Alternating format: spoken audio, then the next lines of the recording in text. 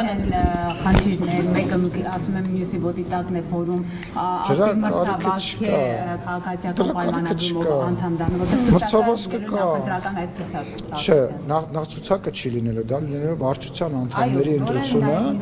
բայց այդ մրցավազքը դեռ չի սկսվել պաշտոնապես, գործընկերները ակտիվ են եւ ավելի շատ են ակտիվանալու ներկուսակցական հանդիպումներ են անցկացնելու, որը նորմալ է, որպեսզի հին դեմքերով եք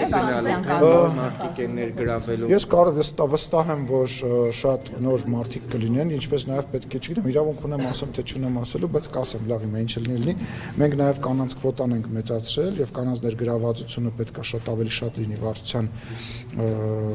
անդամների քանակի մեջ, հա,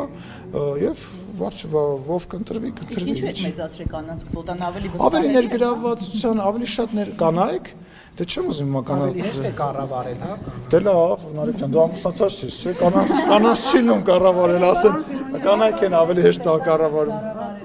Հաջան։ Ես խնդրում եմ, եկեք լավ,